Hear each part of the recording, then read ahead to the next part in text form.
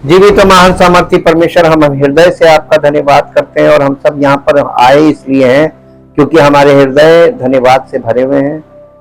हम आपकी उस बड़ी महिमा को अपने जीवन में प्राप्त करना चाहते हैं और अपने जीवन से चाहते हैं हम सब के जीवन से आपकी महिमा प्रकट हो, ताकि आपकी महिमा के द्वारा आपका राज्य बढ़े और हम सब उस राज्य में, जिस राज्य के लिए आपने हमें चुनकर संसार से निकाला है, उस राज्य के लिए वारिस बने और उस राज्य के लिए हम कार्य करें। प्रभु, आपकी इच्छा और योजना हम सब विश्वास करने वालों के जीवन में प्रकट हो, पूरी हो और सिर्फ आपकी महिमा प्रकट हो। सारी महिमा आपको मिले क्योंकि महिमा के प्रभु आप हैं।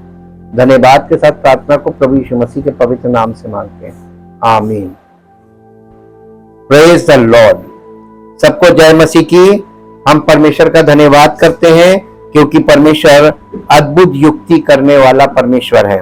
जैसा कि हम लोग विश्वास की यात्रा के विषय में, विश्वास के विषय में बार बार इसीलिए बता रहे हैं, बिलीव और फेथ।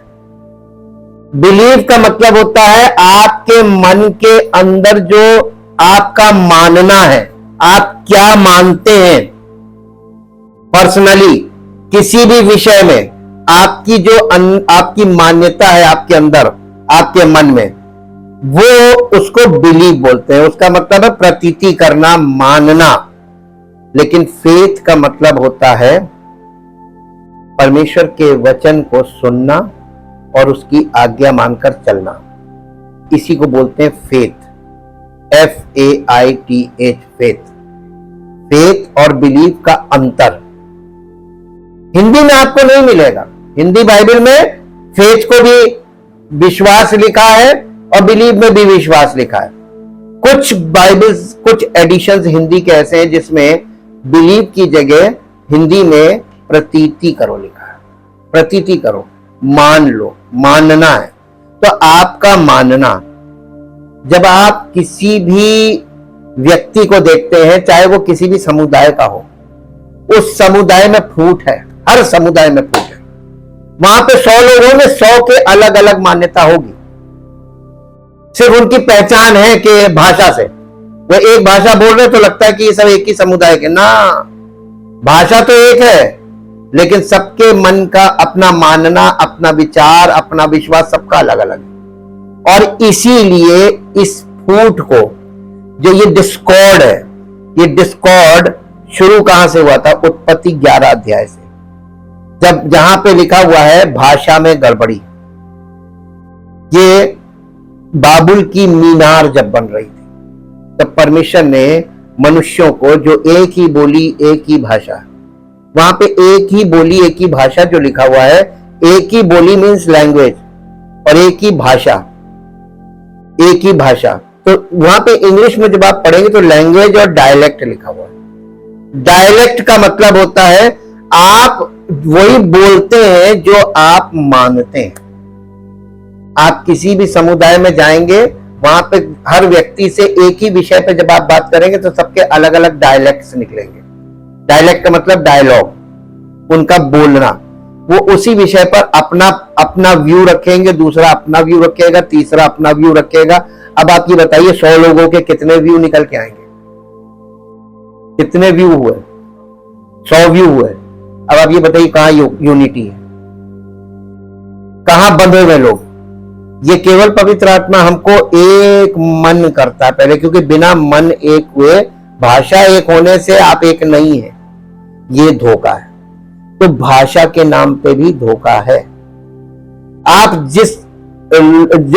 जिस एरिया में रहते हैं वहां लोकली जो भाषा बोली जाती है, वो कोई भी होगा वहां पे रह रहा होगा तो वो बोलने लगेगा। तो भाषा एक रीजनल लैंग्वेज है, लेकिन भाषा इस बात का प्रमाण नहीं है कि एक ही भाषा बोलने वाले सब लोग एक हैं, नहीं है। इसी प्रकार से डायलेक्ट, आपका विश्वास, आपका मानना, यानी योर बिलीव, बिलीव को ही बिलीफ बोला गया। आपका बिलीफ क्या है? वो आपके बोलने से, अपना व्यू रखने से प्रकट होता है। इसीलिए तो बाइबल में लिखा हुआ है उद्धार पाने का तरीका क्या है? मन में विश्वास और मुंह से आपका जो परमेश्वर का वचन है वो आपके मन में जा रहा है, जिसको आपने विश्वास से ग्रहण किया है, उसी का अंगीकार करना ही तो उद्धार है। वचन देहधारी हुआ, वो कौन था? हिंदी बाइबल में आप पढ़ेंगे तो आपको हर जगह वचन मिलेगा, लेकिन आप हिब्रू और ग्रीक में जाके पढ़ेंगे तो आपको लोगोस, रेमा, लिविंग वर्ड, ये अलग अलग जगह अलग अलग। यीशु मसीह जो है वो लिविंग वर्ड है, और पवित्र आत्मा के द्वारा बोली गई बोली वो रेमा है, और लिखित वचन तो हमारे हाथ में है ही है, लोगोस। अब आप हिंदी में पढ़ेंगे तो हर जगह वचन वचन वचन वचन देहधारी हुआ, ये भी तो आपने पढ़ा ना। जब देहधारी हुआ तो वो क्या बना? जीवन देने वाली आत्मा बन गया। और वो सत्य का आत्मा कौन है? पवित्र आत्मा कौन है? उसी वचन का आत्मा है। तो ये जब पॉइंट्स क्लियर हो गए, अब क्लैरिटी में और आगे बढ़े।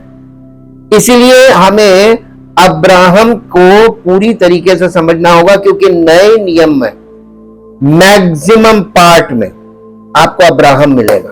और अब्राहम ऐसा व्यक्ति था जिससे विश्वास, वो विश्वास जो विश्वास की धार्मिकता हम पढ़ते हैं, और जिसके बारे में पौलुस ने लिखा, अब व्यवस्था से अलग परमेश्वर की वो धार्मिकता प्रकट हुई है जो विश्वास से।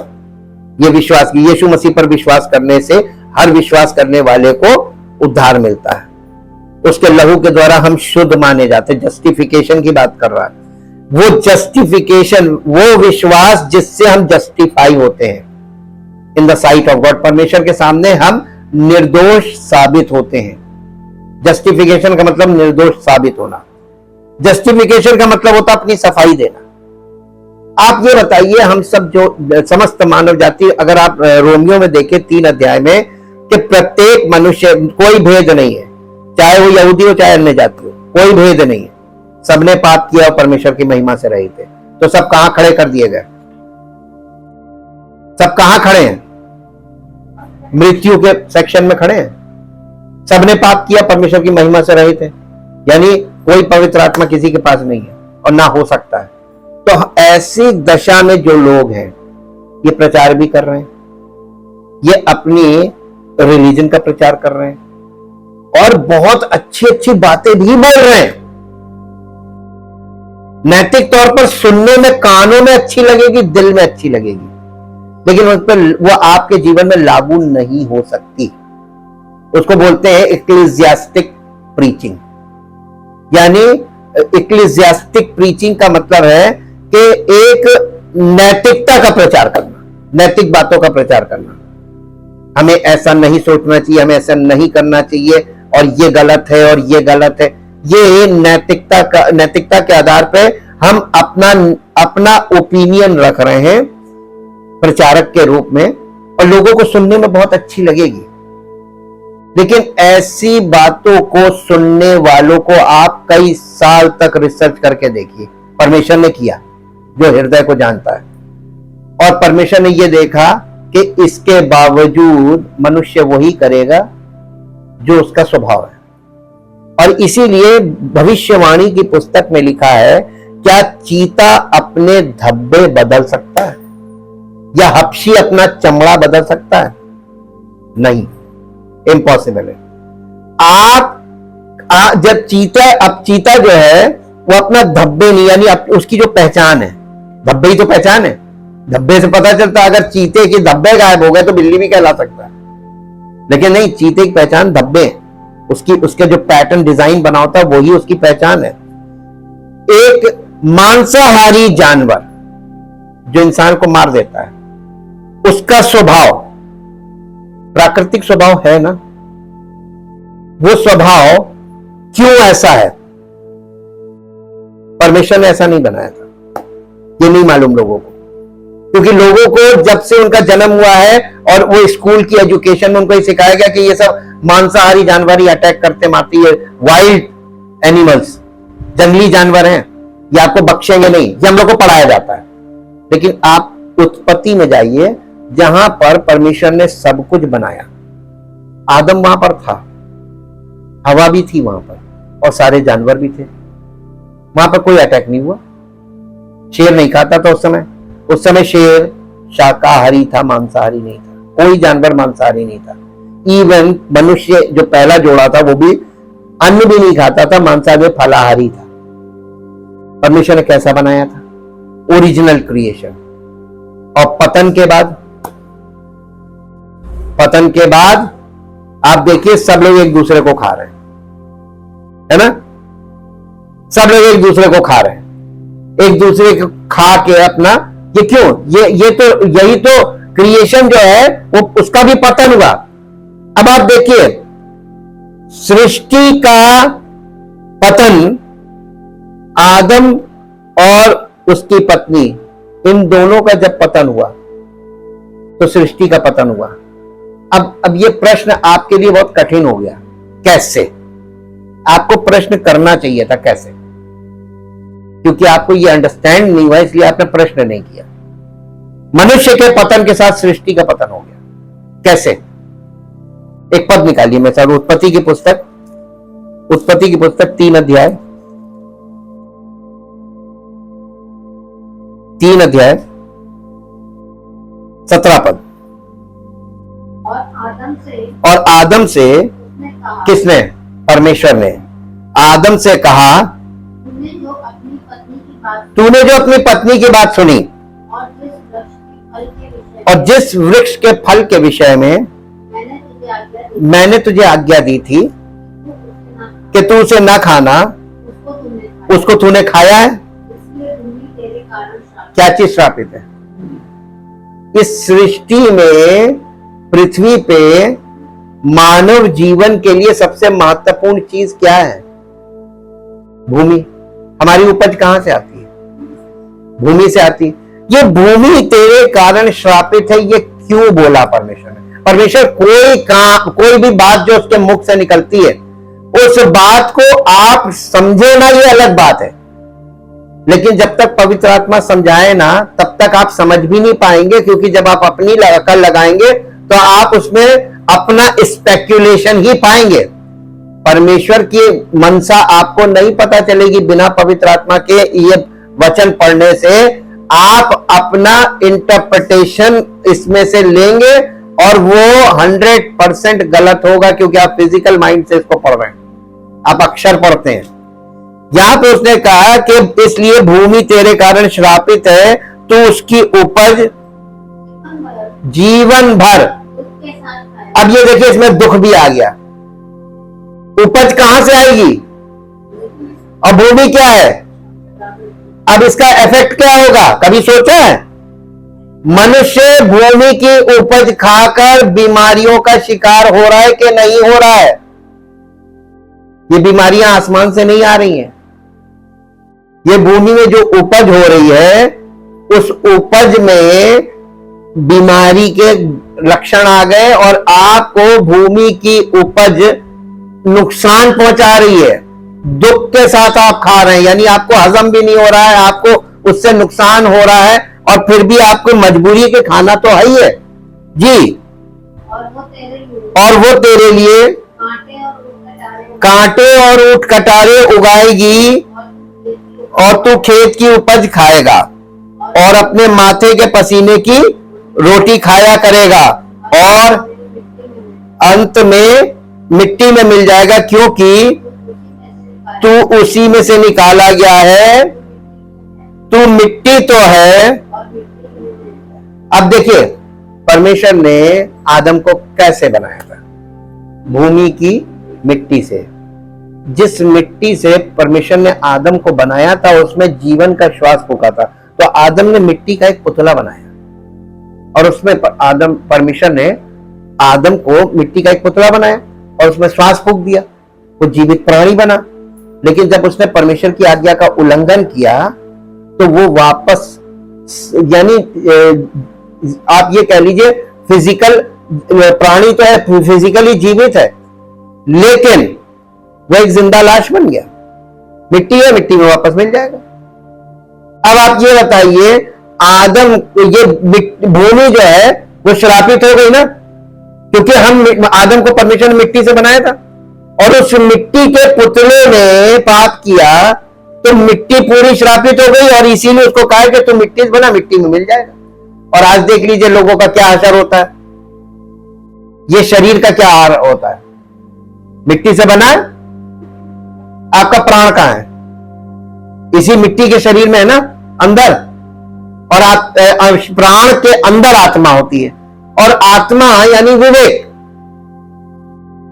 वो भ्रष्ट है या वो डेड है, वो परमेश्वर की आत्मा के बिना यानी संचालित नहीं हो सकती और स्वचालित नहीं हो सकती, वो गवर्न नहीं कर पाएगी, क्योंकि उसमें जीवन है ही नहीं, मरी हुई आत्मा है। नैतिकता ना होना मृतक आत्मा का जीना। आप नैतिकता के अनुसार जीवन नहीं जी रहे, आपको आपका विवेक ये बताने में असमर्थ है कि ये मत करना। इसीलिए तो ये जगह जगह ये शिक्षाएं दी जा रही, ये मत करना, ये मत करना, ये मत खाना, ये मत करना, ये मत, और ये कर, ये कर, ये कर, ये कर, जो डूज एंड डोंट्स बताए जा रहे हैं, रिलीजन इसी को बोलते हैं। अब इसकी भी पिक्चर ले लीजिए। रोमियो की पत्री 7 अध्याय, रोमियो की पत्री 7 अध्याय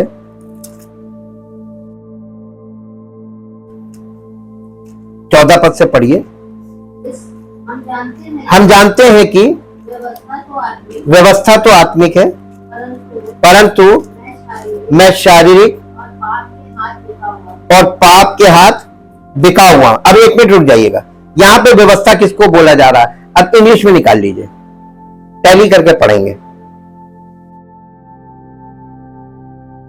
इंग्लिश से बहुत हमको फायदा मिलता है, क्योंकि हिंदी जहां पर नहीं स्पष्ट हो रही है वहां से इंग्लिश से स्पष्ट होता है। 7:14 We know that the law is, law means यहां पे कौन सा लॉ है? ये मॉरल लॉ की बात की जा रही, नैतिक नियम, यानी परमेश्वर ने जो 10 आज्ञाएं दी थी उसकी बात की जा रही, कि हम जानते हैं कि इंग्लिश में लिखा we know that the law is spiritual but I am a creature of the flesh, carnal, unspiritual, having been sold into slavery under the control of sin। आपका जो भीतरी मनुष्यत्व है, आपका विवेक है, आपका स्वभाव है, जो नेचुरल, जो नेचर है, आपका स्वाभाविक स्वभाव, वो क्या है? पाप का गुलाम। यू आर अंडर स्लेव, यानी आप पाप के बंधन में हैं, पाप ने आपको गुलाम बना लिया। अब आप कभी बैठकर सोचिएगा कि आपको गुलामी से आप खुद छूट सकते हैं, जब तक कि आपको छुड़ाने वाला कोई आकर छुड़ा ना ले। और आपको गुलामी से छुड़ाने के लिए दाम चुकाना पड़ेगा, फिरौती देगी। फिरौती किसने दी? आपके जीवन में कोई भी भलाई होगी, आप सबको महिमा बांटेंगे कि हम वहां भी गए थे, वहां भी गए थे, उन्होंने भी किया, उनकी भी दुआ लग गई, उनकी भी दुआ लग गई। अरे यार क्या कर रहे हो? केवल एक ने तुम्हारा फिरौती भरी और तुम सबका नाम लेने लगे, इन्होंने भी किया, इन्होंने भी किया, इन्होंने। अब आप बताइए, परमेश्वर का क्रोध बढ़ेगा या परमेश्वर आपसे प्रसन्न होगा? कोई व्यक्ति 2 स्वामी की सेवा कर सकता? लेकिन इस धरती पर इंसान सबसे बड़ा स्वार्थी और सबसे बड़ा ऐसा उसका स्वभाव है कि वो सबको संभालना मांग रहा है, कि किसी से बुराई ना हो, कोई हमसे हमारी बात कर। अरे आप मनुष्यों में, ये मनुष्य के लेवल पे ये बात बहुत अच्छी है, लेकिन परमेश्वर के सामने वो एक ही है परमेश्वर। और जब आप वचन के द्वारा जान जाते हैं कि वो परमेश्वर कौन है और उसने हमारे लिए क्या किया है, उसके बाद आपको क्या करना चाहिए? करेक्शन करना चाहिए या वैसे ही रहना चाहिए? करेक्शन करना चाहिए। अब यहां पे हिंदी में आ जाइए, 15 पद। जो मैं करता हूं उसको नहीं जानता, क्योंकि जो मैं चाहता हूं वो नहीं किया करता, परंतु जिससे मुझे घृणा आती है वही करता हूं। यदि जो मैं नहीं चाहता वही करता हूं, तो मैं मान लेता हूं कि व्यवस्था बलि है, तो ऐसी दशा में उसका करने वाला मैं नहीं वरन पाप है जो मुझ में। अब आप यहां से एक लाइट लीजिए, जितना भी रिलीजियस प्रचार हो रहा है, किया किसको जा रहा और करने वाले दोनों सेम मूल के हैं, सब आदम से, सब अब्राहम की संतान, ठीक। और सबके पास बुद्धि है, समझ है, सब कुछ है, लेकिन उनके पास क्या नहीं है? आत्मा मरी हुई है, नैतिक पतन हो चुका है, पापी स्वभाव की दशा में है। अब वो प्रचार कर रहे हैं, तो ये शब्दों का प्रचार हो रहा है क्या आत्मा का? शब्दों का प्रचार हो रहा है, ये मत करना। आप उनको कह रहे हैं जो बेचारे चाहते तो नहीं करना, लेकिन उनकी मजबूरी है, वो स्वभाव हो गया उनका। वो कितना भी आप उनको, आप 24 घंटे वहां पे खड़े भी रहेंगे ना, आपके सामने करेंगे और आप भी करेंगे, जो प्रचार कर रहा है वो भी करेगा, उसको भी आप पकड़िए, वो भी आपको गलत मिलेगा। और भविष्यवाणियों में लिखा है जो दशा याजकों की होगी वही उनके अनुयायियों की भी होगी। यानी प्रचारक की जो दशा होगी, लीडर की, रिलीजियस लीडर की, उसके सारे पंथ के लोगों की भी वही दशा होगी। क्यों? क्योंकि एक ही मूल से है, पापी पापी को प्रचार करे तो उद्धार होगा। पवित्र आत्मा काम करेगा? ये बताइए, नहीं करेगा ना। पहला इसीलिए रखा है बॉर्न अगेन, उद्धार। उद्धार का मतलब पहले एक तरफ से मुक्त हो जाना, पाप के स्वभाव से मुक्त होना, यही उद्धार। और जब आप मुक्त हो जाएंगे तब पवित्र आत्मा की बात को आप फॉलो करने लगेंगे, जो अभी आपको नहीं हो पा रहा है स्वाभाविक तौर पर, वो होने लगेगा स्वाभाविक तौर पे। आगे पढ़िए, देखिए लिखा ना, इच्छा तो मुझ में है परंतु ये है रिलीजन प्रॉब्लम। ये पौलुस क्योंकि एक ऐसे रिलीजन से है जहां परमेश्वर की व्यवस्था, भविष्यवाणी की किताबें थी, सब कुछ था, सब कुछ स्पष्ट था, लेकिन उद्धार नहीं था, उद्धार करता नहीं था। इसलिए उसने अपनी ये मनोदशा यहां पे खोल के बताई, इच्छा तो मुझ में है कि मैं भले काम करूं, बुराई ना करूं, लेकिन भले काम मुझसे बन नहीं पड़ते हैं, क्योंकि जिस अच्छे काम की मैं इच्छा करता हूं, आप करके देख लीजिए कोशिश, वो तो नहीं करता, परंतु जिस बुराई की इच्छा नहीं करता हूं वही किया करता हूं। अतः यदि मैं वही करता हूं जिसकी इच्छा नहीं करता, तो उसका करने वाला मैं ना रहा, परंतु अब आप ये बताइए, आप कितने साल तक प्रचार कर सकते हैं? आपने अभी अपनी जिंदगी भर में अपनी पीढ़ियों को पीछे घूम के देखिए, किसने प्रचार नहीं सुना अपने रिलीजन में? उसका कितना लाभ उठा पाए? मोक्ष हुआ, अनंत छुटकारा मिला, आत्मा को उद्धार जिसको बोलते हैं, नहीं मिला। प्रमाण बता दें, हर साल पितर पक्ष में जल दे रहे हैं, जीते जी भले ना पूछा हो किसी ने, उसके बाद जल दे रहे हैं, क्योंकि उनका विवेक उनको कचोट रहा है कि तुमने जीते जी नहीं किया, अब करो। और ये सबके सामने सामाजिक प्रमाण है, ये क्यों कर रहे हो? ये विवेक का दोष है। वो बेचैन हो जाएंगे अगर नहीं करेंगे, और वो कर रहे हैं, लेकिन ऐसा करने से कोई लाभ नहीं है, क्योंकि परमेश्वर का वचन ये बताता है फिजिकल डेथ, बिना बॉर्न अगेन हुए, बिना उद्धार पाए अगर किसी की शारीरिक मृत्यु होती है तो उसकी अनंत मृत्यु हो गई, खत्म। और यदि कोई बॉर्न अगेन होने के बाद भटकता है और सत्य के मार्ग से भटक कर फिर वापस होता है सांसारिक जीवन में, अपने पुराने जीवन में, उसके लिए अनंत दंड है। और जो बॉर्न अगेन होने के बाद पवित्र आत्मा के नेतृत्व में कंटिन्यूअसली बना रहेगा और चलेगा, वही उद्धार पाएगा। 3 पॉइंट निकल के आ गए। अब आपको आगे की बात हम लोग चल रहे हैं, इसको ये समझ गए ना कि क्या चक्कर है। पौलुस ने इसीलिए कहा, वहां पर यिर्मयाह भविष्यवक्ता ने भी कहा, कटीले झाड़ियों में बीज मत बो। बीज परमेश्वर का वचन है, और झाड़ियों में बीज बोने का मतलब उन लोगों में जो बॉर्न अगेन नहीं है उनको प्रचार करोगे कुछ नहीं होगा। नूह ने कितने साल प्रचार किया था? 120 साल परमेश्वर ने समय दिया था ना, 120। कितने लोगों ने विश्वास किया था? रिजल्ट देख लिया ना, और सब नाश हो गए। कहां गए? सब नाश हो गए। लेकिन परमेश्वर का प्रेम देखिए, यीशु मसीह उसकी बॉडी ग्रेव में थी और वो उसका आत्मा अधोलोक में जाकर उनको सुसमाचार सुना रहा था कि आत्मा का उद्धार मिल जाए, शरीर तो इनका गया। इतना परमेश्वर अनुग्रहकारी है। उत्पत्ति की पुस्तक में दर्ज अब्राहम का जीवन कार्य में विश्वास का एक शक्तिशाली उदाहरण है। अब्राहम के जीवन में कार्य में विश्वास, उसके चलने में विश्वास, उसके कार्यों में विश्वास, वो जो कर रहा है विश्वास से कर रहा है। यहां पे विश्वास का मतलब FAITH, फेथ है। हम ये आज स्टडी करेंगे, what is the definition of faith. Faith का मतलब क्या है? फेथ का मतलब आपके मन का विश्वास नहीं है।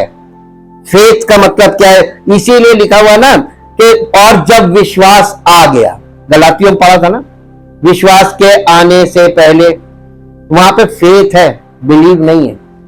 ये वो यीशु मसीह को फेथ कहा गया। कार्य में विश्वास का एक शक्तिशाली उदाहरण है अब्राहम, जिसे मूल रूप से अब्राम कहा जाता था। वो एक ऐसा व्यक्ति था जिसे परमेश्वर ने कई राष्ट्रों का पिता बनने के लिए चुना था। अपने देश को छोड़ने के अपने शुरुआती आह्वान से लेकर अपने बेटे इसहाक की बलि देने की अंतिम परीक्षा तक उसके विश्वास की यात्रा हमारे अपने विश्वास के मार्ग के लिए मूल्यवान अंतर्दृष्टि और सबक प्रदान करती है। अगर आप लेना चाहो तो आपको मिलेगा। इस बाइबल अध्ययन में हम अब्राहम के विश्वास के मुख्य पहलुओं, उसके सामने आने वाली चुनौतियों और उसके विश्वास को धार्मिकता के रूप में कैसे गिना गया, इस पर चर्चा करेंगे। अब्राहम के जीवन की जांच करके हम इस बात की गहरी समझ प्राप्त करेंगे कि विश्वास का जीवन जीने का क्या अर्थ है और हम इन सिद्धांतों को अपने जीवन में कैसे लागू कर सकते हैं। अब्राहम की कहानी सिर्फ एक ऐतिहासिक विवरण नहीं है, बल्कि परमेश्वर की वफादारी और विश्वास की शक्ति का एक जीवंत प्रमाण है। अब्राहम के उदाहरण के जरिए हम देखते हैं कि विश्वास सिर्फ परमेश्वर के अस्तित्व के लिए एक मानसिक स्वीकृति नहीं है। कई बार मालूम है आज के लोगों में खास तौर से वो मानसिक स्वीकृति देते कि हम विश्वास करते हैं, लेकिन दिल में कुछ और चल रहा होता है। ये बॉर्न अगेन होने के बाद यही चीज मिट जाती है। आपके अंदर से स्वार्थ खत्म हो जाएगा बॉर्न अगेन होने के बाद। सिर्फ ये इसको मानसिक स्वीकृति नहीं है, बल्कि उसके चरित्र और वादों पर एक जीवन परिवर्तनकारी भरोसा है। यह है फेथ। फेथ को अभी नई लोग समझ पाए।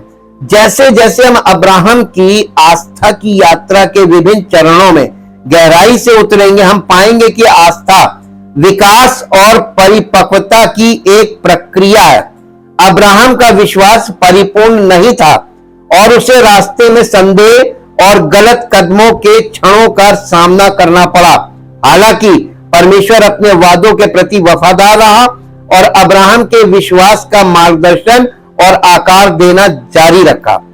अब्राहम के विश्वास का सबसे उल्लेखनीय पहलू इसका दूरगामी प्रभाव है। अब्राहम के विश्वास ने न केवल उसके अपने और परिवार को प्रभावित किया, बल्कि इसका प्रभाव पूरी दुनिया पर भी पड़ा। अब्राहम के वंशजों के माध्यम से परमेश्वर ने इजराइल राष्ट्र की स्थापना की और अंततः मसीहा यीशु मसीह को जन्म दिया, जो सभी मानव जाति का उद्धार करता है। वहां से आया निकल के। अब्राहम के विश्वास का अध्ययन करते समय हम देखेंगे कि ये केवल परमेश्वर पर विश्वास करने की बात नहीं है, बल्कि उसकी आज्ञा मानने की भी बात है। अब्राहम का विश्वास उसके कार्यों के माध्यम से प्रदर्शित हुआ, क्योंकि उसने परमेश्वर के बुलावे के प्रति आज्ञाकारिता में कदम बढ़ाया और उसके वायदों पर भरोसा किया, तब भी जब परिस्थितियां असंभव लग रही थी। इसको कहते हैं फेथ। उसको मालूम असंभव, उसके दिमाग में, मानवीय मस्तिष्क में यह लग रहा था असंभव है, लेकिन उसके बाद भी वो परमेश्वर पर भरोसा करके चल रहा था। इसे कहते हैं फेथ। हमने आपको बहुत पहले बताया था ना, faith is a action word. ये अंदर नहीं होता कि मन में हम विश्वास करते हैं। अगर तुम्हारा विश्वास होगा, तुम्हारी जिंदगी में वो दिखना चाहिए कि तुम्हारा विश्वास है क्या। मान लीजिए कोई कहता है कि हम अपने परमेश्वर से, जो जीवित परमेश्वर है, सच्चा परमेश्वर है, बाइबल का परमेश्वर, पिता पुत्र पवित्र आत्मा, हम पिता से जो परमेश्वर है अपने सारे मन, सारी बुद्धि, सारी शक्ति से प्रेम करते हैं और स्वार्थी जीवन जिए।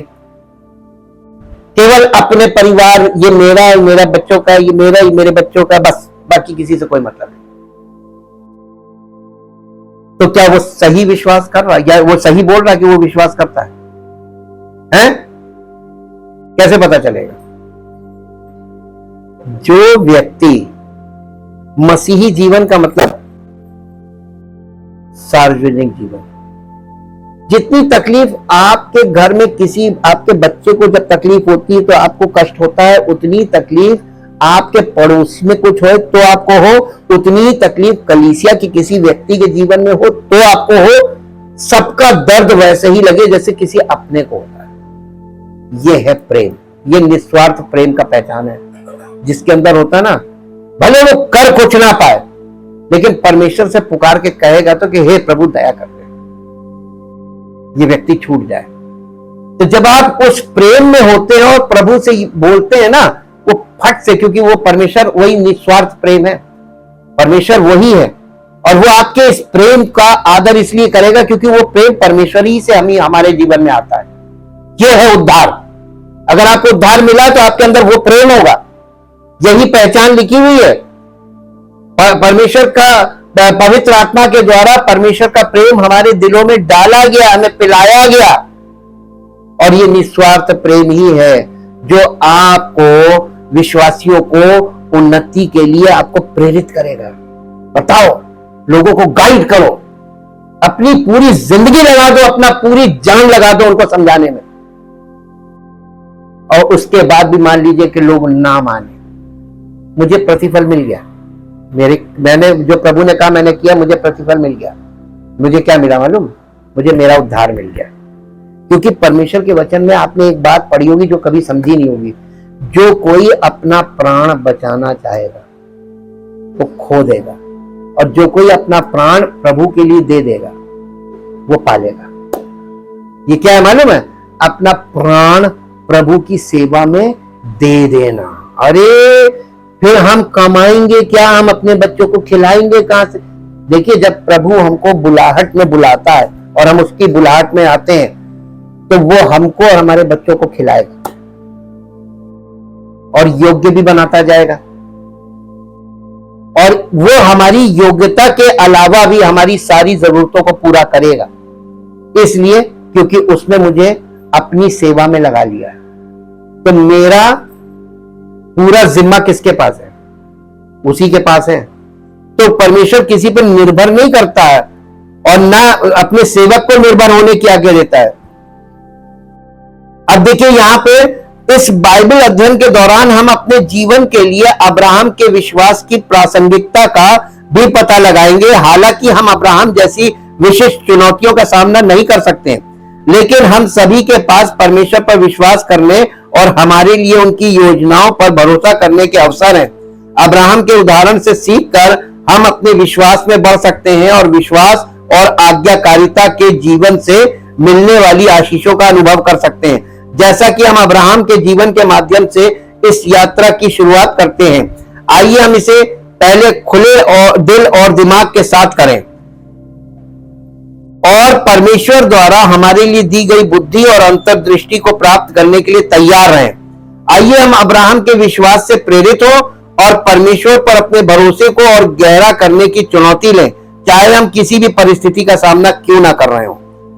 आप अपनी परिस्थिति को थोड़ी देर के लिए किनारे रख दीजिए, क्योंकि आपकी परिस्थिति आप बदल नहीं सकते हैं और आपके चिंता करने से आपकी परिस्थिति नहीं बदलेगी, लेकिन आपकी दशा जरूर खराब हो जाएगी। इसलिए अपनी परिस्थितियों को किनारे रख के और परमेश्वर के वचन में हम आगे बढ़ेंगे। अब्राहम का आह्वान, आह्वान का मतलब होता है बुलाहट, परमेश्वर की बुलाहट। जब द कॉल ऑफ गॉड, परमेश्वर की बुलाहट जब हमारे जीवन में आती है, ये बुलाहट होती है कि हम जब परमेश्वर पे ध्यान केंद्रित करते हैं तो हमसे कहता आओ, और वो हमसे कुछ कुछ बोलेगा और वो ये देखेगा कि ये मेरी बातों पर विश्वास कर रहा है कि नहीं। और आप परमेश्वर का वचन सुनने के बाद उसको वैसे ही ग्रहण करते हैं या उसमें अपनी बुद्धि लगा लेते हैं? सच बताइएगा, उसमें अपनी दिमाग की मिलावट करते हैं कि नहीं? नहीं करना है। जैसा उसने अब्राहम की आस्था की यात्रा परमेश्वर के आह्वान से शुरू हुई। उत्पत्ति 12 अध्याय उसका 1 पद, 2 पद और 3 पद, ये 3 पद हम लोग पढ़ेंगे।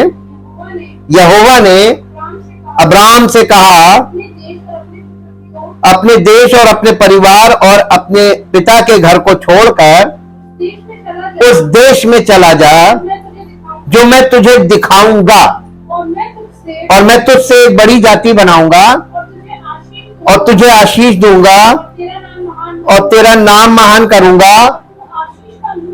तू आशीष का मूल होगा या आशीर्वाद का कारण होगा। जो तुझे आशीर्वाद दे उन्हें मैं आशीर्वाद दूंगा या आशीष दूंगा, और जो तुझे श्राप दे उसे मैं श्राप दूंगा, और पृथ्वी के सारे कुल तेरे द्वारा आशीष पाएंगे।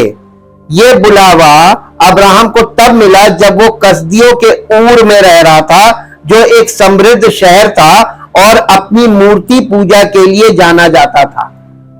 ये ऊर शहर जो है ना, ये अपनी मूर्ति पूजा के लिए बहुत प्रचलित था। अब्राहम को अपने परिचित परिवेश को छोड़कर एक अनजान देश की यात्रा पर निकलने का परमेश्वर का आदेश शुरू से ही विश्वास की परीक्षा थी। अब ये पहली परीक्षा थी। परीक्षा क्या थी? उस देश को छोड़ दो। क्यों छोड़ने को कहा था? क्योंकि उस जमाने में राजाओं का शासन था, हम लोग के जैसा नहीं था डेमोक्रेसी। राजाओं का शासन था, आप अपने तरीके से कुछ नहीं कर सकते थे। जो राजा का हुक्म था पूरे देश के लिए एक होता था। हमने इसकी कुछ स्टोरी आपको संडे को बताई है ना, वो वही कारण है। इसलिए उसको बोला परमेश्वर ने कि तू इस देश को छोड़ दे, निकला। और परमेश्वर जब हमको, अब आप इसको अपने कॉन्टेक्स्ट में लीजिए, उसको देश छोड़ने को बोला था। हम लोगों को परमेश्वर क्या चीज बोलता है छोड़ने को? संसारिकता छोड़ दो, संसारिकता छोड़, संसार छोड़ दो नहीं। गलत इंटरप्रिटेशन लगा आपको, संसार छोड़ दो अभी, तो फिर आप चले गए, फिर हम लोगों को फिर हाजिर होना पड़ेगा। संसार छोड़ दो का मतलब तो मृत्यु है, शारीरिक मृत्यु। संसारिकता छोड़ो। ये जो संसारिकता है ना, ये संसारिकता अपने अंदर, देखिए उनको मिस्र से निकाल के ले गया था, लेकिन उनके दिल में मिस्र था। हाँ क्या ना, मालूम है ना? ऐसे ही परमेश्वर हमें संसार से तो निकाल रहा था कलीसिया में, लेकिन अभी संसारिकता तो हमारे अंदर है ना। परमेश्वर क्या कह रहा था? अब्राहम से जो कहा था वही चीज हमसे, लेकिन हमसे डिफरेंस बस ये है कि हमको वो चाहता है कि हम संसारिकता से बाहर आ जाएं। अब्राहम के समय में अपनी मातृभूमि और परिवार को छोड़ना कोई छोटी बात नहीं थी। प्राचीन निकट पूर्वी संस्कृति में पारिवारिक संबंध, ये पूरब का है, पूरा ईस्टर्न कल्चर है, इसीलिए पूर्वी संस्कृति है। पारिवारिक संबंध और पैतृक भूमि अत्यंत महत्वपूर्ण थे। इन चीजों को त्यागना और अज्ञात में निकल जाना विश्वास का एक क्रांतिकारी कदम था। अपनी मातृभूमि को छोड़ देना। अरे मातृभूमि से लगा, आप दुनिया के किसी कोने में रहेंगे, लेकिन अपनी मातृभूमि के लिए आप उसको डेवलप करते पैसा भेज के। ये अब्राहम को परमेश्वर ने जब बोला था, एक परमेश्वर के लिए बहुत बड़ा वो था। देखिए परमेश्वर आपसे वो करने को कहेगा जो आपको करना उचित होगा ताकि परमेश्वर की योजना आपके जीवन में लागू हो। आप इस दृष्टिकोण को देखते हैं या आप लोग परमेश्वर तो मुझसे कह रहे हैं ये छोड़ दो। जवान बच्चे क्यों नहीं परमेश्वर में आगे बढ़ते हैं? संसारिकता से नहीं छूटना मांगते हैं, उनको संसारिकता बहुत पसंद है। हालांकि सब बर्बाद हो रहे हैं और कुछ सालों बाद ये दशा हो जाएगी, उनकी मनोदशा भी इतनी खराब हो जाएगी, फिर वो आएंगे, उनको लाया जाएगा, भैया चलो बैठो सुन लो, तब सुनने लायक नहीं रहेंगे। फिर भी अब्राहम ने बिना किसी हिचकिचाहट के परमेश्वर के बुलावे का पालन किया। इब्रानियों के लेखक ने अब्राहम की आज्ञाकारिता पर जोर दिया। विश्वास ही से, इब्रानियों की पत्री 11 अध्याय उसका 8 पद पढ़िए। इब्रानियों की पत्री 11 अध्याय 8 पद इंग्लिश में भी निकाल लीजिएगा। 11:8 विश्वास ही से अब्राहम जब बुलाया गया तो आज्ञा मानकर ऐसी जगह निकल गया जिसे मिरास में लेने वाला था और ये ना जानता था कि मैं किधर, अज्ञात के लिए निकल गया, अज्ञात के लिए। विश्वास से आपको अज्ञात के लिए निकलना पड़ेगा। आपको क्या मालूम परमेश्वर आपको कितनी ऊंचाई पे ले जाकर बैठाएगा, और पहले से बोल देगा तो लालची हो जाओगे, फिर गलत स्टेप चलोगे, जल्दीबाजी करोगे। इसलिए परमेश्वर अज्ञात की यात्रा पर लेकर चलता है कि चलो तो बाकी मैं बताऊंगा तुम्हें मैं कहां ले जा रहा हूं। और ये बुलावा इसका उसने पालन किया, और यहां पर लिखा हुआ है कि उसने आज्ञा मानी ना। इंग्लिश में पढ़िए, अर्ज ऑन बाय फेथ। देखिए बिलीव नहीं है, नहीं, जो पॉइंट यहां पर हम आपको इंग्लिश में दिखाना मांग रहे हैं, वो मन में ये विश्वास करता था कि प्रभु ने बोला है मैं चल दूं, प्रभु हमको बहुत कुछ देगा। ये मन का विश्वास आपका जो होता है ना, वो आपका स्वार्थी बातें करता है, आपका मानना। मेरा मानना यह है कि अभी प्रभु कुछ चमत्कार कर दे, हमारी समस्या दूर कर दे, तो हम विश्वास करेंगे। आप किससे कह रहे हैं ये विचार आपके मन में जो है, और आप किस किस उपस्थिति में बैठे हैं? तो आप परमेश्वर को परखना चाहते हैं। परमेश्वर को परखने की जिसने कोशिश की है, परमेश्वर से कुछ नहीं मिला है, बैरंग लौटा देगा। कह जाओ तुम क्या परख पाओगे? पर बिना आत्मिक बातों को आत्मिक रीति से परखा जाता है। परमेश्वर को परखने के लिए आपको फिर से एक जन्म लेना पड़ेगा। बॉर्न अगेन इसी को बोला गया। आप जब बॉर्न अगेन हो जाते हैं तो फिर आप परखते नहीं है, फिर आप चलते हैं। वो आज्ञा मानकर परमेश्वर के वचन को सुना और आज्ञा मानकर चल पड़ा, इसी को फेथ बोलते हैं। अब फेथ का मतलब समझ में आया? इसी को हिंदी में विश्वास कहा गया। विश्वास का मतलब वचन को सुनो और चलने लगो, इसी को विश्वास बोलते हैं। विश्वास ही से अब्राहम ने आज्ञा मानी, और जब उसे बुलाया गया कि उस जगह जाए जिसे वो विरासत में प्राप्त करेगा, और वो ये ना जानते हुए कि वो कहां जा रहा है, निकल गया। इसी को कहते हैं विश्वास, फेथ। ये फेथ का मतलब अब्राहम के बुलावे के प्रति अब्राहम की आज्ञाकारिता विश्वास के कई मुख्य पहलुओं को प्रदर्शित करती है। सबसे पहले विश्वास के लिए यानी फेथ के लिए परमेश्वर के मार्गदर्शन और निर्देशन पर भरोसा होना जरूरी। किसके निर्देशन में निकला था? परमेश्वर आत्मा है, तो परमेश्वर की आत्मा के निर्देशन में चलने के लिए निकल गया था, और यह जरूरी है। अब्राहम नहीं जानता था कि परमेश्वर उसे कहां ले जा रहा है, लेकिन उसे भरोसा था कि परमेश्वर के पास उसके जीवन के लिए एक योजना और उद्देश्य है। दूसरा, विश्वास में अक्सर अपने आराम के दायरे से बाहर निकलना शामिल होता है। फेथ का मतलब है अभी जो कंफर्ट जोन में तुम बैठे हुए हो ना, इस कंफर्ट जोन को छोड़कर बाहर आओ। और हम लोग एक गाना गाते हो, परम पिता की हम स्तुति गाएं, इसमें एक स्टेंजा आता है, घोंसले को बार बार तोड़कर उसने चाहा कि सीखे हम उड़ना उससे।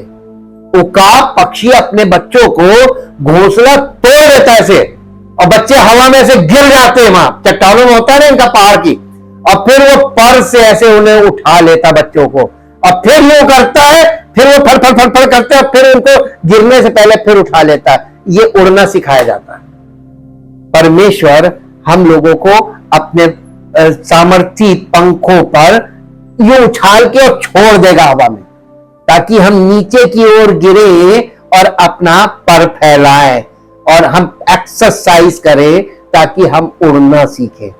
और हम लोग क्या करते हैं, प्रभु हमको एक बस नौकरी दे दो, मेरे बेटे को एक नौकरी मिल जाए और एक अच्छी लड़की मिल जाए, शादी हो जाए, घर बनी गया, प्रभु हम लोगों की गृहस्थी चलती रहे। परमेश्वर इस बुलाहट से नहीं बुलाएगा, ये स्वार्थी जीवन है। आपने अपनी जिंदगी में एक बच्चा पाया और उस बच्चे को बस एक उसकी पत्नी मिल गई, फिर उसके पास बच्चे हो गए, अब वो अपना देखे, हमारा काम खत्म, हम मुक्त। नहीं, परमेश्वर आपके द्वारा अपनी महिमा प्रकट करना चाहता। क्या आप अपना जीवन उसको देंगे कि हाँ प्रभु निस्वार्थ प्रेम तू चाहता मैं करूंगा? वो अपनी आत्मा के द्वारा आपके अंदर प्रेम उंडेलेगा। ये आपको नहीं करना है, ये हमको सप्लाई किया जाता प्रेम। ये धीरज हमको जब पवित्र आत्मा के फल आप पढ़ रहे हैं ना, वहां पे जितनी चीजें ये पवित्र आत्मा की ओर से हमें सप्लाई की जाती है। जो मनुष्य के पास है बहुत लिमिटेड है और उसका दायरा भी बहुत लिमिटेड है। विश्वास में अक्सर अपने आराम के दायरे से बाहर निकलना शामिल होता है। अब्राहम को अपनी मातृभूमि की परिचितता और सुरक्षा को पीछे छोड़ना पड़ा और एक नई भूमि की अनिश्चितता को अपनाना पड़ा। इसी तरह परमेश्वर हमें अपने आराम के दायरे से बाहर निकलने और नई और अपरिचित परिस्थितियों में उस पर भरोसा करने के लिए बुलाता है। तीसरा, विश्वास कार्य के माध्यम से प्रदर्शित होता है। अब्राहम का विश्वास केवल एक मानसिक विश्वास नहीं था, बल्कि एक ठोस आज्ञाकारिता थी। उसने अपने पिता को छोड़कर और परमेश्वर के मार्गदर्शन का पालन करके अपने विश्वास को व्यवहार में लाया। सच्चा विश्वास निष्क्रिय नहीं होता, बल्कि ठोस कार्यों और निर्णयों के माध्यम से व्यक्त होता है। अब्राहम के आह्वान पर विचार करते हुए हम खुद से पूछ सकते हैं, क्या हम अपने जीवन में परमेश्वर के मार्गदर्शन और निर्देशन पर भरोसा करने के लिए तैयार हैं? क्या हम अपने आराम के दायरे से बाहर निकलकर परमेश्वर के मार्गदर्शन का अनुसरण करने के लिए तैयार हैं, भले ही ये कठिन या अनिश्चित हो? क्या हम ठोस कार्यों और आज्ञाकारिता के माध्यम से अपने विश्वास का प्रदर्शन कर रहे हैं? ये प्रश्न है। अब्राहम के बुलावे का एक और महत्वपूर्ण पहलू वो वादा है जो परमेश्वर ने उससे किया था। परमेश्वर ने न केवल अब्राहम को अपनी मातृभूमि छोड़ने के लिए बुलाया, बल्कि उसे 3 तरफा वायदा भी दिया। उसे एक महान राष्ट्र बनाना, उसके द्वारा उसको आशीर्वाद देना और उसका नाम महान बनाना, और उसके द्वारा पृथ्वी के सभी परिवारों को आशीष देना। उसके द्वारा ये बड़ी जिम्मेदारी के साथ बुलाया था। ये वादा सिर्फ अब्राहम के निजी फायदे के लिए नहीं था, बल्कि इसके दूरगामी निहितार्थ थे। अब्राहम के वंशजों के जरिए परमेश्वर इजराइल राष्ट्र की स्थापना करेगा और अंततः मसीहा यीशु मसीह को जन्म देगा, जो दुनिया का उद्धार करता होगा। परमेश्वर के वायदे पर अब्राहम का विश्वास उसके लिए धार्मिकता गिना गया। और उत्पत्ति 15 अध्याय का 6 पद पढ़िए। उत्पत्ति 15 अध्याय का 6 पद, यहां इस प्रकार से लिखा हुआ है, उसने यहोवा पर विश्वास किया और यहोवा ने इस बात को उसके लेखे यानी उसके अकाउंट में परमेश्वर ने कहा ये मेरा धर्मी जन है।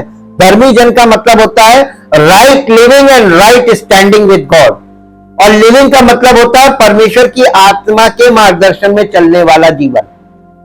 इसी को धार्मिक जीवन बोला गया। धर्मी की परिभाषा ये है। और उसने परमेश्वर ने उसको धर्मी घोषित किया। उसे विश्वास था कि परमेश्वर अपना वचन पूरा करेगा। अब्राहम को 100% ये विश्वास था कि परमेश्वर ने जो कहा है वो अपना वचन पूरा करेगा। और आज आप परमेश्वर के वचन को सुनते हैं तो एक बार भी आज्ञा मानिए तो कहां विश्वास? रिजल्ट आएगा? नहीं आएगा। सारी जिंदगी आप मन में लिए बैठे रहिए कि प्रभु करेंगे, प्रभु नहीं करेगा, नहीं करेगा। वो कैसे करता है पहले ये तो देख लीजिए। इसीलिए पुराना नियम रखा गया है कि विश्वास, जो विश्वास का पिता है, फादर ऑफ फेथ अब्राहम, उसके जीवन से हम सीख रहे हैं। जो यीशु मसीह के द्वारा वो विश्वास हमारे जीवन में पूरा हो। उसे विश्वास था कि परमेश्वर अपना वचन पूरा करेगा, भले ही ऐसा करना मानवीय रूप से असंभव लगता हो। आपकी बुद्धि और तमाम आपके परिजन, सब लोग, आस पड़ोस के लोग, अरे आप नहीं होगा, आप कुछ नहीं होगा, लेकिन उसके बाद भी आप अपने परमेश्वर के वचन को कहिए कि नहीं प्रभु, आपका वचन कभी निष्क्रिय नहीं होता, यह हमेशा पूरा होता है। आपके वचन के पूरा होने से आपकी महिमा होगी। उस वचन को हमेशा याद रखिए, प्रभु आपने वायदा किया है, और अपना भरोसा परमेश्वर के वचन पर रखिए।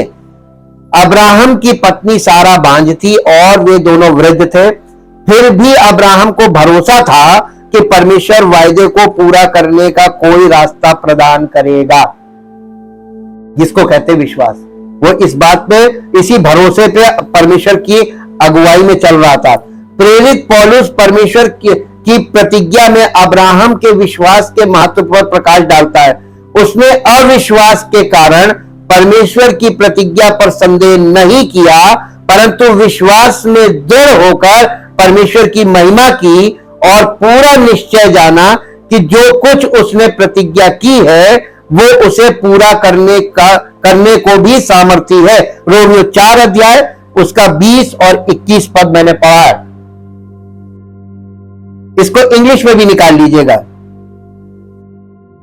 वहां पे आपको सही वर्ड्स मिलेंगे। 20:4 रोमियो 4 अध्याय का 20 और 21 पद।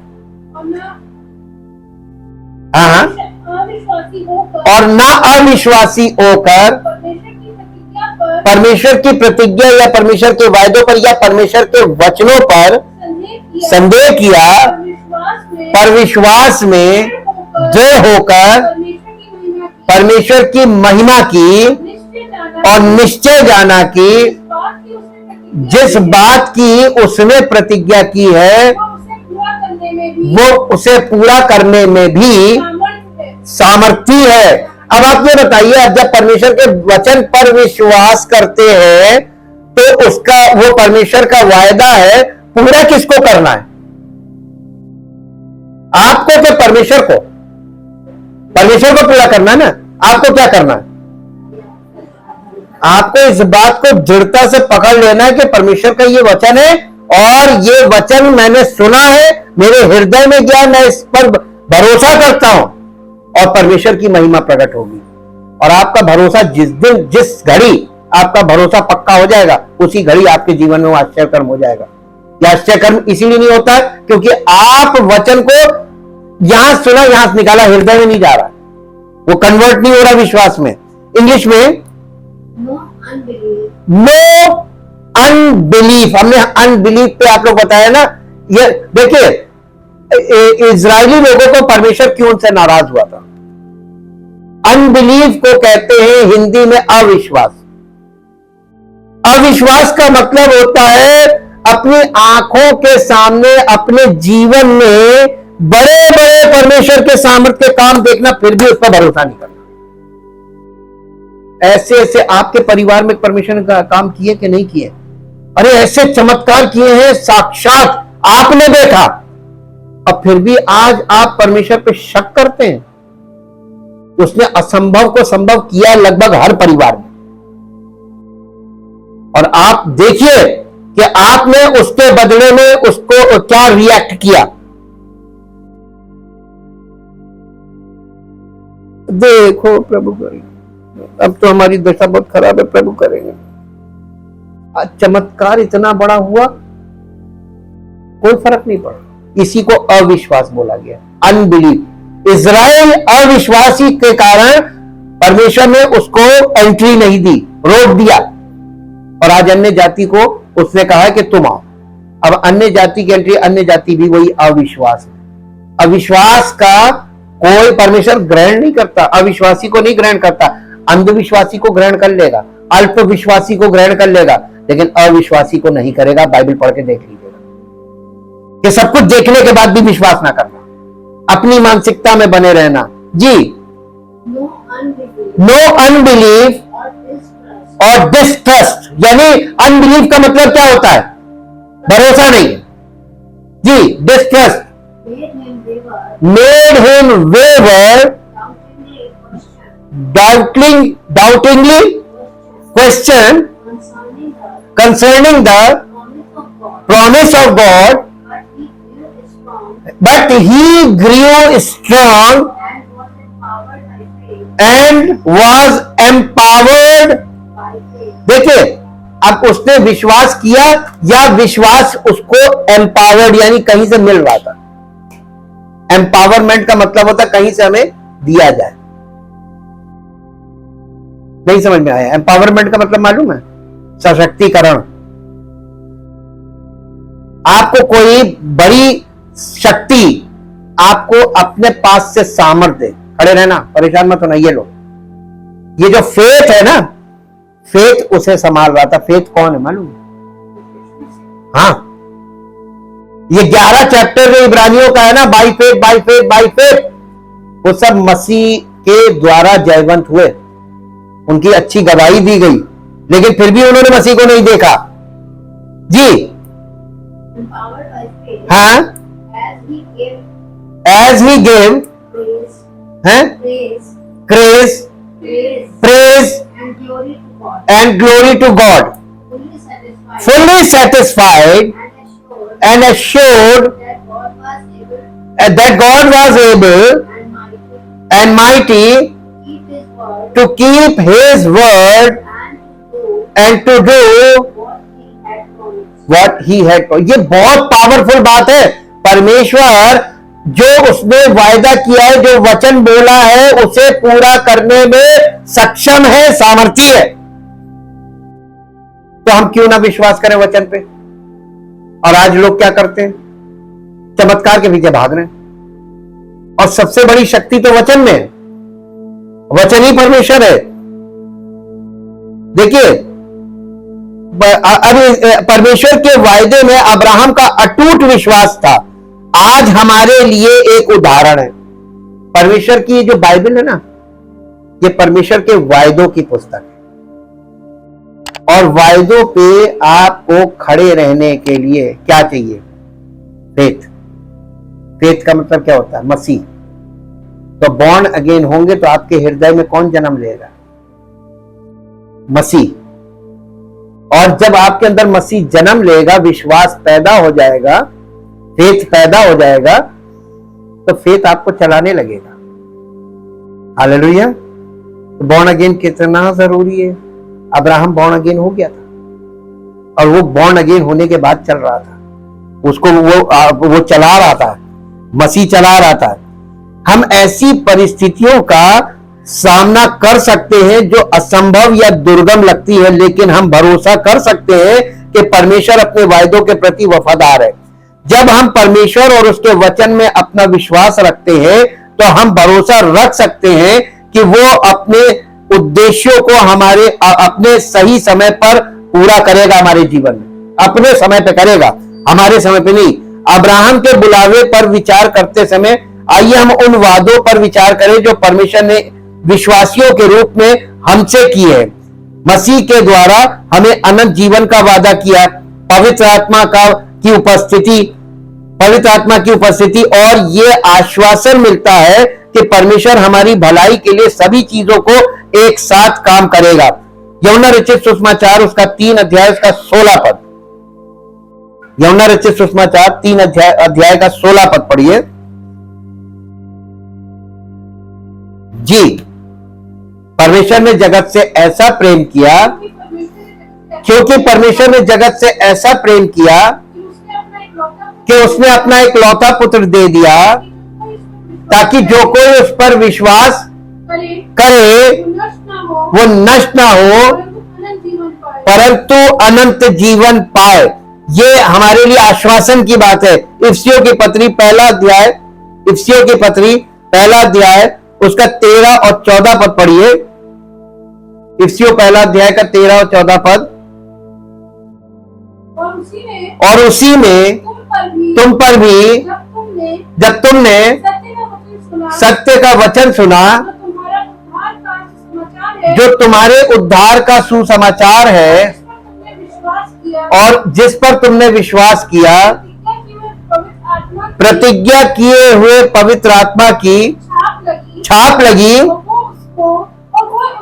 और वो उसके मोल लिए हुओं के छुटकारे के लिए हमारी मीरास का बयाना है। पवित्र आत्मा जो बॉर्न अगेन होते समय आपके अंदर आता है हृदय में, वो मालूम क्या है? बयाना है। और अगर आप पवित्र आत्मा की अगुवाई में जो आपके अंदर मिला उसकी प्रेरणा से कलीसिया में बने रहेंगे रेगुलर, और वचन के सामर्थ्य के द्वारा, पवित्र आत्मा की सेवकाई के द्वारा आप बढ़ने लगेंगे, ग्रो करने लगेंगे विश्वास में और परमेश्वर के पुत्र की पहचान में, तो यही पवित्र आत्मा आपकी जिंदगी में परमेश्वर की महिमा प्रकट करेगा।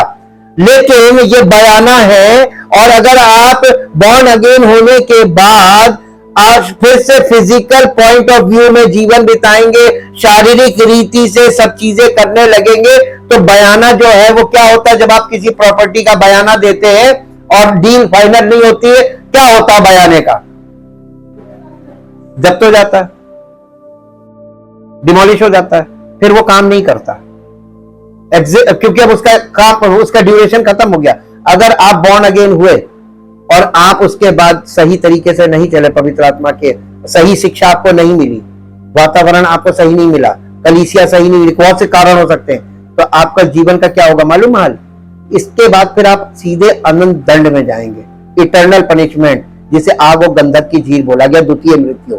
इसलिए क्योंकि आप बॉर्न अगेन हो चुके हैं, और उसके बाद भी आप उन लोगों के बीच में चले गए जहां आपको नहीं जाना चाहिए था, क्योंकि परमेश्वर के द्वारा बॉर्न अगेन के समय हमें मसीही स्वभाव हमारे अंदर डाल दिया गया, और मसीही स्वभाव हर चीज को समझता है, और आपको गलत लोगों के बीच में है, धीरे धीरे वहां से निकल लीजिए। तरीके हैं, हट सकते हैं आप। अगर आप सही दिशा में बढ़ेंगे तभी पवित्र आत्मा आगे काम करेगा।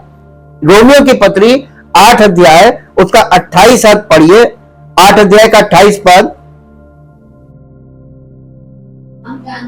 हम जानते हैं कि जो लोग परमेश्वर से प्रेम रखते हैं उनके लिए सब बातें मिलकर, भली बुरी सब बातें मिलकर भलाई ही को। कई बार आपकी बुराई होगी, कई बार रिश्तों में टकराव हो गया, आपको बुरा लग रहा है, लेकिन इसमें परमेश्वर की योजना है। परमेश्वर नेगेटिवली भी काम करता है, पॉजिटिवली भी काम करता है। अब पता नहीं नेगेटिवली आपको वहां से कट के यहां करिए, आपको बुरा लगा, अरे मेरे साथ ऐसा हो, आप परमेश्वर के वचन को ग्रहण कीजिए और आज्ञा मानिए, और देखिए परमेश्वर आपको क्या करता है, क्योंकि आपके जीवन में वो अपनी महिमा प्रकट करेगा। इसलिए क्योंकि जब आपके जीवन से उसकी महिमा प्रकट होगी तो महिमा किसकी होगी? प्रभु की होगी ना। उसको आदर करेंगे, लोग भी कहेंगे वाकई में ये परमेश्वर को मानने वाला है। इसके जीवन में परमेश्वर ने गवाही, परमेश्वर अपनी गवाही हमारे जीवन से देना मांगता है, हमारे मुंह से नहीं। हम लोग यहाँ खड़े होकर मुंह से जो गवाही देते हैं ना, ये मान्य नहीं है। गवाही वही मान्य है जो जीवन से आपसे प्रकट होती है जी। अर्थात उन्हीं के लिए देखिए सब बातें मिलकर भलाई को उत्पन्न करती है। किन के लिए? उन्हीं के लिए जो परमेश्वर की इच्छा के अनुसार, आप परमेश्वर की इच्छा के अनुसार बुलाए हुए हैं ना, मानते हैं? तो परमेश्वर की इच्छा के अनुसार बुलाए तो आपके जीवन में भला बुरा दोनों आता रहेगा, और बुरे में भी वो आपको अपनी महिमा प्रकट करेगा और ऐसी भलाई दिखाएगा कि आपके सब रिश्तेदार, नातेदार, सब जानने वाले कहेंगे वाकई में यार बहुत चमत्कार हो गया। वो इसलिए हमारा एक्सीडेंट हुआ था, सबको बड़ा बुरा लगा, हमें नहीं लगा। मालूम क्यों? क्योंकि हम तो वचन याद रहता ना, जब हमें चोट लगी और हमें होश आया और हमने ये देखा कि फट गया, जब आके यहाँ पर अपना चेहरा देखा आईने में कि बहुत भयानक नथने सब अलग हो गए, फट के 2 हिस्से, हमने जाके पानी से धोया, हमने देखा, हमने कहा ठीक हो जाए। हमने कहा हर सब बातें मिलकर भलाई को उत्पन्न करती, उनके लिए जो उसकी इच्छा के अनुसार बुलाए हुए, यही पद बोला। और जैसे ही इस पद को बोल के निकले हैं सब चीज एकदम, देखिए एकदम तीसरे दिन सब फिट हो गया। आज तो दाग तक नहीं है। ये परमेश्वर की जो नेगेटिव भी आ रहा है उसमें उसकी कोई महिमा छिपी हुई है। वो कुछ दिखाना मांग रहा, हमें कुछ सिखाना मांग रहा है। आइए हम अब्राहम की तरह इन वादों पर विश्वास रखें और उन्हें पूरा करने के लिए परमेश्वर की वफादारी पर भरोसा करें। और लास्ट में एक पद मेरे साथ निकाल के पढ़िए जो आपको मिलेगा रोमियो की पत्री और उसका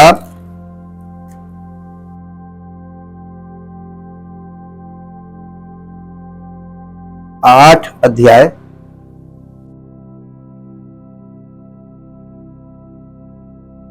8 अध्याय का 18 पद, ऊपर एक हेडिंग होगी,